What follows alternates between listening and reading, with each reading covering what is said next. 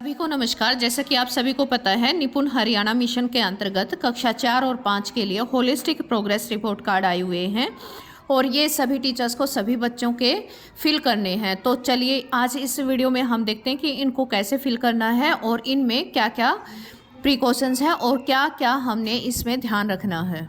First page पर बच्चे की डिटेल भर के सेकंड पेज पे आते हैं तो यहाँ पर बच्चे की फुल डिटेल है। आगे ये डिटेल में आपको समझाया गया है, तो वीडियो को पूरी देखें, स्किप ना करें। और फर्स्ट ये थर्ड पेज पे आप देख सकते हैं कि ये बच्चों को खुद से फिल करना होता है। नेक्स्ट पेज भी बच्चे के लिए होता है और नेक्स्ट पेज से आप देख सकते हैं यहाँ पर हिंदी सब्जेक्ट की कॉम्पिटेंसीज स्टार्ट हो जाती हैं।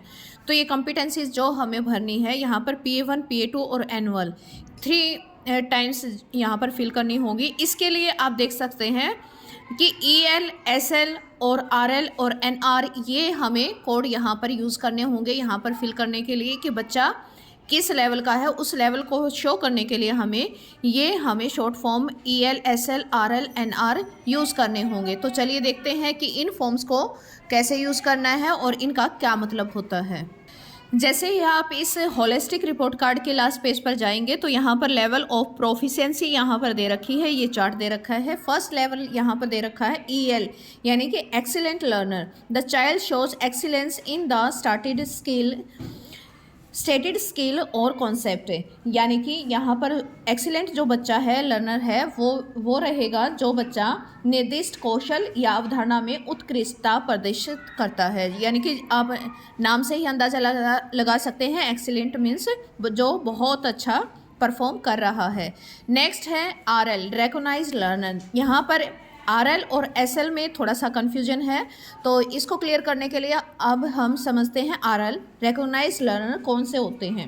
रिकॉग्नाइज्ड लर्नर में वे बच्चे आएंगे जो बच्चे स्वयं प्रयास कर रहे हैं और उल्लिखित कौशल और अवधारणा में लगातार प्रगति दिखा रहा है। जो प्रगतिशील है उस बच्चे को हम रिकॉग्नाइज्ड लर्नर में डालेंगे। उसके बाद आया है SL यानी कि स्पोर्टेड लर्नर। स्पोर्टेड लर्नर में वे बच्चे आएंगे, बच्चा आत्मविश्वास से नहीं भरा होता है लेकिन मदद मिलने पर वह काम पूरा करने में सक्षम होता है। यानी कि थोड़ा सा सपोर्ट उनको मिल जाता है तो वो उस कॉम्पिटेंसी को भली भांति से कर सकता है। उसके बाद है NR यानी कि नीड्स रेनफोर्समेंट। अभी नीड्स रेनफोर्समेंट यहाँ पर उन बच्चों को शो किया जाएगा, बच्चा या तो अवधारणा को समझने या अपने कौशल को निखारने में समय ले रहा है, उनको थोड़ा सा अभी टाइम लग रहा है, वो और कक्षा के बच्चों से थोड़ा पीछे हैं तो उनको NR में डालेंगे। तो उम्मीद करती हूँ EL RL SL और NR आपको ये समझ में आ गया है, क्योंकि पूरी ही रिपोर्ट कार्ड में हमें इनको फिल करना है और ये समझने के बाद ही हम इस रिपोर्ट कार्ड को भरने के लिए तैयार रहेंगे। तो चलिए देखते हैं, अभी हम आगे वीडियो में कंप्लीटली देखेंगे कि इसको हमें कैसे फिल करना है। सभी को मेरा नमस्कार। जैसा कि आपको पता है कि एजुकेशन डिपार्टमेंट की ओर से 4th और 5th क्लास के लिए हमारे पास निपुण हरियाणा मिशन के अंतर्गत होलिस्टिक प्रोग्रेस रिपोर्ट कार्ड जो हमारे पास आए हुए हैं, इनको फिल करने के लिए ये आए हैं और इसमें सभी बच्चों की हमें इसमें प्रोग्रेस रिपोर्ट दर्ज करनी होगी। तो चलिए देखते हैं इस वीडियो में कि ये होलिस्टिक प्रोग्रेस कार्ड हमें कैसे फिल करने हैं। तो आप देख सकते हैं ये होलिस्टिक प्रोग्रेस कार्ड का फ्रंट है और इस फ्रंट में सबसे पहले हम बच्चे की यहाँ पर डिटेल्स जैसे कि session, student name, school name और स्कूल यूडाइस, ब्लॉक और डिस्ट्रिक्ट वगैरह यहाँ पर फिल करेंगे। नेक्स्ट पेज पर आप देख सकते हैं general information about the students यहाँ पर दिया गया है, जैसे कि बच्चे का नाम, roll number, section, school, address, gender, Aadhaar number, mother's name और मदर की एजुकेशन क्वालिफिकेशन है, यहाँ पर उनका ऑक्यूपेशन है और फादर का नाम है और फिर उनका जो एजुकेशन स्टेटस है वो है और फादर का ऑक्यूपेशन है। यहाँ पर नंबर ऑफ़ सिबलिंग्स भी यहाँ पर पूछे गए हैं और यहाँ पर status of residential area rural है कि अर्बन है ये, और मदर टंग और मीडियम ऑफ इंस्ट्रक्शन यहाँ पर पूछा गया है। तो ये सारी जानकारियाँ यहाँ पर फिल करने के बाद अगर बच्चा CWSN है तो यहाँ पर उसकी जानकारी हमें फिल करनी होगी।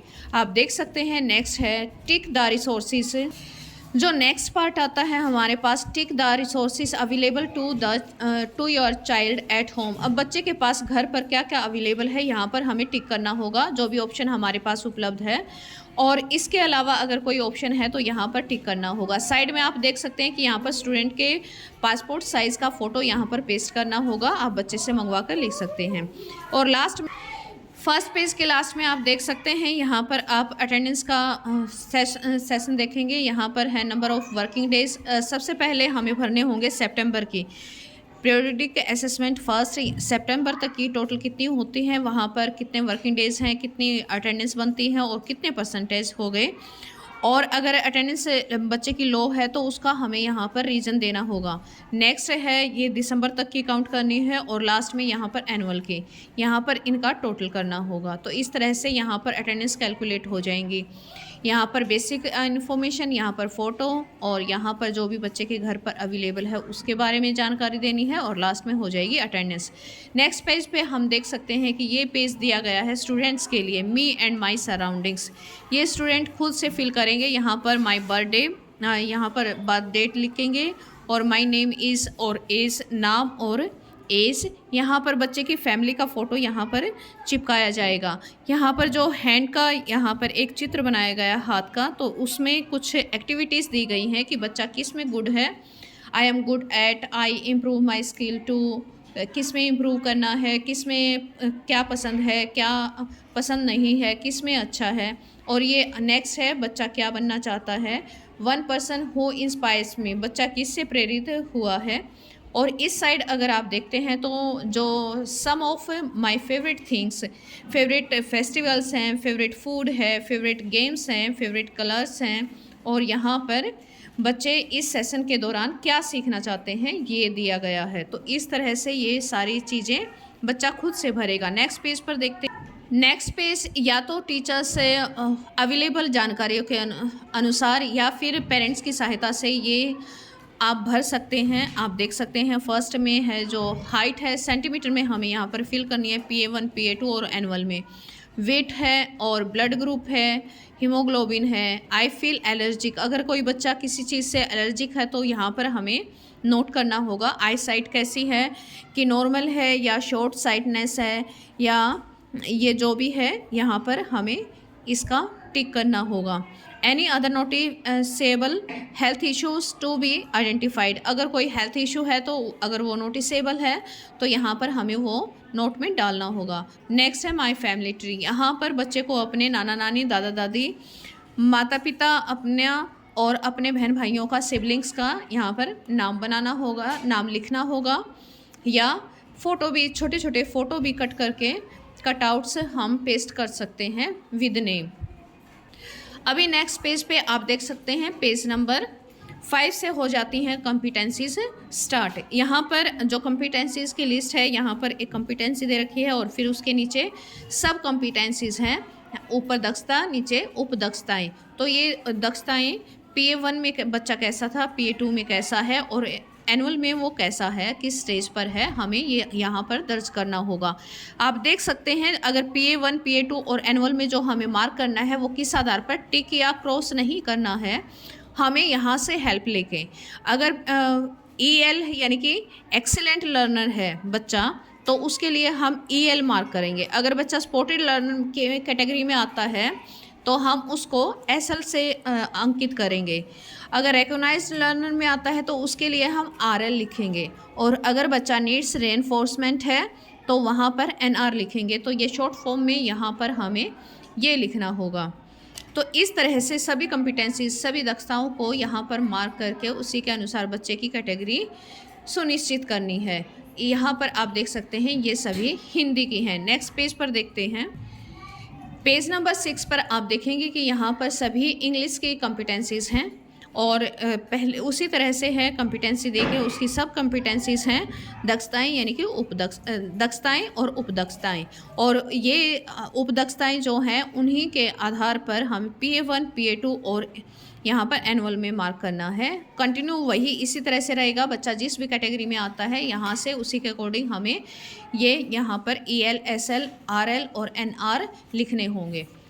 इंग्लिश के बाद नेक्स्ट पेज पे कॉम्पिटेंसीज आती हैं मैथ्स की, गणित की, और ये आप देख सकते हैं यहाँ पर उसी तरह से सेम फॉर्मेट है और इसी तरह से हमें यहाँ पर बच्चे की प्रोग्रेस रिपोर्ट दर्ज करनी होगी।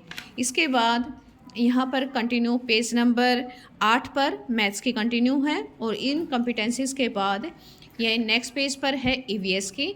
आप देख सकते हैं इसी तरह से सेम वही प्रोसेस है और PA1 PA2 और एनुअल में यहाँ पर ईवीएस की प्रोग्रेस रिपोर्ट यहाँ पर उन्हीं तरीक़ों से यहाँ पर दर्ज करनी होगी।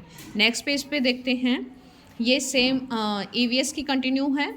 पेज नंबर 10 तक ईवीएस की आ जाती हैं और पेज नंबर 11 पर आप देख पाएंगे कि यहाँ पर गेम्स और स्पोर्ट्स को लेकर कुछ कॉम्पिटेंसीज़, कुछ दक्षताएँ निर्धारित की गई हैं। उनके आधार पर बच्चे का जो भी यहाँ स्कूल में आप देख सकते हैं उनका कितना प्रोग्रेस है, क्या उनकी पार्टिसिपेशन है, उसके आधार पर यहाँ पर बच्चे को हमें कैटेगराइज करना होगा।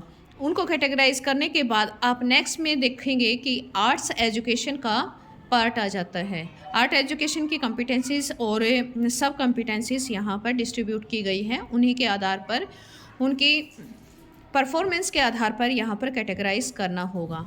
नेक्स्ट पेज पर चलते हैं, पेज नंबर 12 देखते हैं। 12 पर ये है टीचर्स ऑब्जर्वेशन। यहाँ पर ओवरऑल आ जाएगा बच्चे का जो लर्निंग स्टैंडर्ड है और परफॉर्मेंस लेवल, डिस्क्रिप्शंस हैं और फीडबैक है। बच्चा हिंदी में कैसा है, इंग्लिश में कैसा है, मैथ्स में कैसा है, ये सब्जेक्ट वाइज आ जाता है ओवरऑल। और यहाँ पर सेल्फ असेसमेंट। अब बच्चा teacher shall assist the children to fill the both assessments. अब बच्चे को यहाँ पर असेसमेंट फिल करने के लिए टीचर्स की हेल्प की ज़रूरत पड़ेगी। यहाँ से टीचर्स की हेल्प लेके बच्चे ये पार्ट खुद से फिल करेंगे। मैं अपनी भावनाओं को स्पष्ट रूप से व्यक्त कर सकता हूँ, कर सकती हूँ, तो ये कर सकता है कि नहीं कर सकती है, उस आधार पर बच्चे को यहाँ पर टिक करना होगा। तो सेल्फ असेसमेंट के बाद यहाँ पर टीचर्स का हो गया, ये स्टूडेंट्स का हो गया और यहाँ पर आप देख सकते हैं ये पेरेंट्स के लिए लास्ट पेज आ जाता है। पेरेंट्स भी अपने बच्चे का जैसे कि अच्छा स्वास्थ्य और साफ़ सफाई रखना, इस तरह से tick the most appropriate option for each statement. अब पेरेंट्स ने टीचर्स के साथ मिलकर कितना सहयोग किया है, कितना कोऑपरेशन रहा है, उस आधार पर अपने बच्चे के डेवलपमेंट में उनकी क्या भूमिका रही है, उस आधार पर उनको यहाँ पर टिक करना होगा। तो ये पेरेंट्स की सहायता से पेरेंट्स को भरना होगा। नेक्स्ट पेज पे आप देख सकते हैं पीयर असेसमेंट आ जाता है। पीयर असेसमेंट में my name, my friends name, अब ग्रुपिंग हो जाती है। बच्चा अपना नाम और अपने फ्रेंड्स का नाम लिखता है और tick the most appropriate option for the each statement. यहाँ पर बच्चा जो मोस्ट अप्रोप्रिएट होता है उसके आधार पर टिक करेगा। तो यहाँ पर बच्चों का ग्रुप में एक असेसमेंट किया जाएगा। तो मेरा और मेरी दोस्त अपनी भावनाओं को स्पष्ट रूप से व्यक्त कर पाते हैं, तो यहाँ पर बच्चा अपने दोस्त के साथ मिलकर यहाँ पर अपना सेल्फ असेसमेंट, पीयर असेसमेंट करेगा। अब है लर्नर्स पोर्टफोलियो। अब ये लर्नर्स पोर्टफोलियो में राइट और display selected work done by student in the various experiential and interdisciplinary task done in the class. अगर बच्चे ने कोई एक्सपीरियंशियल अपने अनुभव से या कोई अलग सा काम किया है तो यहाँ पर आप लिख भी सकते हैं और यहाँ पर पेस्ट भी कर सकते हैं। और नेक्स्ट पेज पे आप देख सकते हैं पेज नंबर 15 पर यह आ जाता है लेवल्स ऑफ प्रोफिशिएंसी। अब बच्चा EL पे है, RL पे है, SL पे है या NR पे है। यहाँ पर आप देख सकते हैं कि एक्सीलेंट लर्नर कौन